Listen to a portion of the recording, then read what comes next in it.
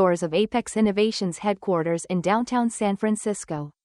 Something feels off. The usual Monday hum of keyboards clacking and devs debating code in the open plan office? Gone. Replaced by an eerie silence that crawls up your spine like fog off the bay. Emily Carter, 42, with her sharp bob haircut and no-nonsense blazer, stepped off the elevator onto the 15th floor. She'd spent the last decade building Team Delta from scratch at this Silicon Valley powerhouse, turning a ragtag group of engineers into the go-to squad for crunch-time miracles. Before Apex, she'd hustled through 12 years in startup incubators across New York and Boston, forging connections in the cutthroat world of venture capital while bootstrapping apps in garages that smelled of ramen and ambition. They hired her for her coding chops. But they got a master networker who could rally misfits into MVPs. Fiona? Emily called out, scanning for her lead developer, the one who always beat the sunrise to debug complex algorithms. No response. The prime corner workspace they'd earned after 3 back-to-back product launches? Stripped bare. Desks empty. Monitors vanished. Even the succulents they'd joked about as team morale boosters were Mia. Only faint outlines in the dust marked where their gear had stood. Spotting Marcus from finance hustling by with a coffee, Emily flagged him down. Hey, what the hell happened to my team? Marcus winced, pity etching his face. Check the annex building across the street. They moved him yesterday. The annex? That's basically a glorified storage shed. Emily's pulse quickened. Apex had bought the old warehouse next door for overflow. But it was never meant for offices, leaky roofs, spotty AC, and Wi-Fi that flickered like a bad Tinder date. The crosswalk felt eternal, horns blaring from Ubers zipping by. Pushing through the annex's rusty door, Emily navigated past crates of obsolete servers and dusty filing cabinets until she hit a makeshift sign taped crookedly, Team Delta. Inside, her 7 rock stars huddled amid exposed wiring and flickering fluorescents. Monitors perched on wobbly folding tables. Extension cords snaking like tripwires across the concrete floor. A persistent drip from an overhead pipe plinked into a bucket by Fiona's setup, punctuating the gloom. What the fuck? Emily breathed, her voice echoing off the bare walls. Fiona Hayes, 35, looked up from her laptop, eyes flashing with barely contained rage. While you were gone, Douglas came with movers. Said we had to relocate ASAP to free up space for the new hotshot. Gave us 30 minutes to pack. A hotshot? Who? Emily demanded. Rachel Kim, the 24-year-old whiz kid fresh from MIT. Chimed in. Douglas says this guy's gonna disrupt the whole department. Some innovation guru. Emily stormed back to the main building, her heels clicking like gunfire on the marble lobby floor. Their old space, flooded with natural light from floor to ceiling windows. Smack between the QA lab and UX designers, now housed one guy.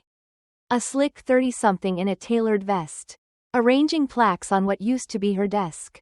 Douglas Reed, the department annex, where her team waited amid the hum of ancient HVAC units. The air reeked of musty cardboard and dashed hopes. The nearest bathroom? A single stall with a flickering bulb. No conference room. Just a corner with stacked chairs. 28 years here, Victor Ramirez, their 58-year-old hardware vet, grumbled. And this is the thanks? Emily surveyed their faces. Folks who'd burned midnight oil on impossible deadlines. Now crammed like forgotten prototypes. Then she smiled, calm as a glitch-free deploy. Pakashi, we were reliable. Executives called us when shit hit the fan. Douglas? He chased shiny objects, ignoring our track record for game changers. Little did he know, I'd been prepping for this since his first day.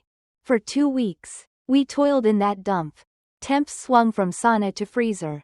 Lights triggered migraines. Twice. We shielded gear from pipe bursts. Yet my team followed orders, archiving code repos, organizing wikis, drafting handover docs, all while crushing deliverables. Why the overkill on docs? Derek Thompson, our 30-year-old coding savant who preferred algorithms to small talk, whispered one afternoon. Integrity in everything. Emily replied loud enough for all. No matter the digs. They trusted her. even in confusion. Then came the CEO's call. Elaine Whitaker wanted Emily to present Team Delta's wins at the board meeting. Spirits soared, finally. Spotlight. But en route to the exec floor, Douglas intercepted in the stairwell. Plans changed. He smirked. Board wants forward-thinking innovation, not history lessons. Brandon's got it. Elaine agreed. The annex deflated like a popped balloon when Emily returned. Rachel eyed her half-drafted resignation. So, we're done? Not yet, Emily said steadily. Keep packing discreetly. Word leaked. Brandon's pitch tanked. Board grilled him on tech specifics. He floundered. Douglas spun it as team resistance. That afternoon, he visited the annex. All fake charm. Good news. We're eyeing a move back to the main building soon. Thanks for seeing our value, Emily replied, surprising her baffled team. That evening, Rachel confessed shredding her resignation. If we're heading back, maybe it improves. Emily just nodded, wheels turning. 2 days later, she invited Taylor Brooks, an old incubator buddy now at rival firm Nexus Dynamics, for a tour. Timing it perfectly, they hit the exec floor as Douglas paraded Brandon for investors. Emily, Douglas boomed, meet the Nexus crew. They're eyeing Brandon's system. Taylor listened to Brandon's spiel. Then coolly, fascinating. You claimed 300% at Pacific Tech? Absolutely. Brandon preened. Odd, Taylor said. I'm on their board. We saw delays, not gains. The room froze. Douglas flushed. Misunderstanding. No, Emily cut in. Taylor's here because I accepted her offer. Taking my team to head a new division at Nexus. Starting Monday. Douglas consequences. Back in the annex. Her team buzzed. Done, Emily announced. Nexus gigs. Double pay. Windows. Cheers erupted. Hugs. Tears. How? Kylie Foster, 38. Their testing pro. Asked. Months in the making. Emily admitted. Saw Douglas's blind spots day one. Documented everything. Reconnected with Taylor. The annex? Final straw. There's more. Derek intuited. Focus on transition. Emily deflected. Professional exit. No loose ends. Douglas returned days later. Haggard. Offering 15% raises. Emily declined. Too late. You showed your colors. Then Elaine called for a solo meet. In her corner office overlooking the Golden Gate. She slid a folder. Keep your team, reporting to me. Better than Taylor's deal. Why now? Emily probed. Politics. Board backed Douglas. Now, with your exodus? Leverage. Emily took it to the team. After raw debate, she proposed. Split strategically. 4 stay with Elaine. 3 go to Taylor. Cross collabs. No single boss vulnerability. Brilliance dawned. Calls sealed it. But a text tipped. Board meeting advanced. Douglas presenting restructure, with Brandon central. Change of plans. Emily said. We crash it. By midnight. Docs ready. Productivity analyses. Brandon's shady past. Lawsuits.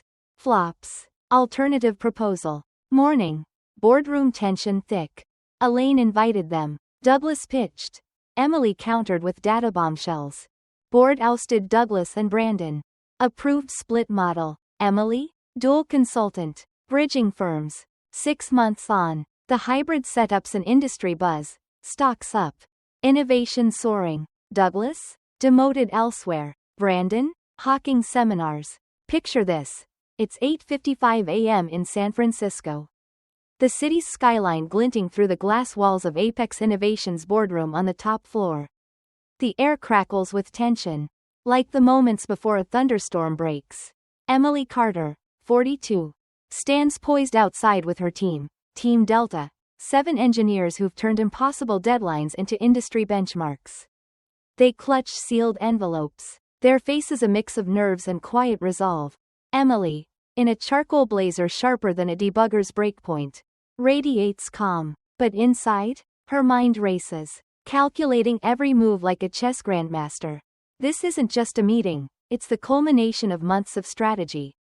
About to unfold in a room full of suits who thought they could bury her team in a warehouse across the street. Inside, the mahogany table gleams under LED lights. Board members in tailored jackets shuffle papers. Their murmurs low. Elaine Whitaker, the CEO, sits at the head, her reading glasses glinting as she scans a tablet. Douglas Reed, the department head who'd sidelined Emily's team for his golden boy. Brandon Steele, fidgets mid-table, his tie slightly askew. Brandon, 30, all polished confidence and startup swagger, arranges his slides, oblivious to the storm brewing. Emily catches a glimpse of Taylor Brooks, whose testing protocols were industry gold. Indra Patel, 33, cybersecurity fortress, and Nora Evans, 40, the translator of tech jargon to boardroom clarity. They take seats opposite Douglas, envelopes tucked close, their presence a silent challenge. Thank you for joining, Elaine says, her tone unreadable. I've asked Emily and her team to provide context for today's proposals. Douglas clears his throat, standing. As you know, our department's undergoing a transformation to align with market resource allocation. Resource allocation? Elaine echoes, her voice mild but cutting. You mean moving an entire specialized team to a warehouse with no Wi-Fi and leaking pipes? Board members shift, frowns deepening. Douglas flushes. An interim solution. Renovations for proper workspace are underway. After you learned they were resigning. Correct? Elaine presses. Douglas stammers. Emily seizes the moment, rising. Thank you, Elaine. What I'm about to share isn't personal. It's about systemic flaws threatening Apex's future. She nods to her team. Now, please. They distribute their envelopes, each containing a meticulously crafted dossier. Douglas gets his last, his hand trembling as he takes it. You're holding an analysis of our department's productivity over 5 years. Emily begins, her voice steady as steel. Financial allocations, resource distribution, and projected outcomes under current leadership. Board members flip through, eyes narrowing. This can't be right, one says, jabbing a page. A 30% projected drop in deliverables? Accurate, Emily confirms. Sourced from Apex's own project systems. Note that Team Delta drove 78% of last year's successful deliverables. Another board member, glasses perched low, looks up. Douglas, you knew this? Before he can answer, Emily drops the hammer. Page 12. A public records background check on Brandon Steele. Brandon lurches to his feet. That's private. It's public. Emily cuts in, cool as a server room. Including court records, a wrongful termination suit at your last firm. A class action settlement at the one before. Your revolutionary methodology? Implemented at 3 companies, 2 collapsed. The third slashed 40% of its workforce. The room goes deathly quiet. Brandon sinks back, face pale. Douglas's jaw works. No sound escaping. I wasn't aware. He mumbles. No. Emily agrees. You didn't do due diligence. You chased a game changer and ignored your team's proven results. She turns to the board. This isn't just about a warehouse demotion. It's about a management style that bets on flash over substance. Charisma over data. Elaine's eyes flicker with something like respect. The board chair, a woman with a steel gray bob, speaks. You've got offers elsewhere. Why bring this now? Emily smiles, signaling Nora to pass out a second set of documents. Because I care about Apex. Despite everything, our proposal. Split Team Delta. 4 stay here under new leadership. Reporting to Elaine. 3 join Nexus Dynamics. With cross-company collaborations. It preserves knowledge. This is a setup. You've been planning this for months. You set it up. Emily replies. When you banished us to a warehouse. I just ensured the consequences were clear. The chair nods. Thea. Sorry. Emily. Thank you. We'll continue privately. As Team Delta exits, the boardroom's silence feels like the calm after a code deploy gone right. 3 hours later, at a bustling mission district taqueria, they celebrate with Taylor. Emily's phone buzzes. Elaine, Douglas and Brandon are out. Proposal approved. When can you start as department director? Emily types back. Monday. Halftime here. Halftime with Taylor's team. Fiona, catching the exchange, grins. You didn't just save us, you rewrote the game. Not quite, Emily says. The warehouse was the spark. I saw Douglas's flaws early. Started documenting. Reconnecting with Taylor. But the split? That's our insurance. No single company owns us again. Rachel raises her margarita. 2 warehouses. Then, without him, we'd still be invisible. Laughter erupts. Glasses clink. 6 months later. Their hybrid model's a Fast Company case study. Apex and Nexus stocks climb 15%. Innovation spikes. Burnout drops. Douglas? Shuffling papers at a startup in Reno. Brandon? Peddling, culture consulting, on LinkedIn. Chasing his next mirage. Emily's team splits time between Apex's sleek new offices and Nexus's airy campus. Their value undeniable. The real win? They built a system where no one can be shoved into a metaphorical warehouse again. Revenge isn't destruction, it's creation. It's ensuring the Douglases and Brandons of the world can't devalue talent without consequence. If you've ever been sidelined at work, stuck in your own warehouse, drop your story below. How'd you fight back? Hit that like button if this tale of grit and justice hooked you. And subscribe for more stories of turning corporate lemons into legendary wins.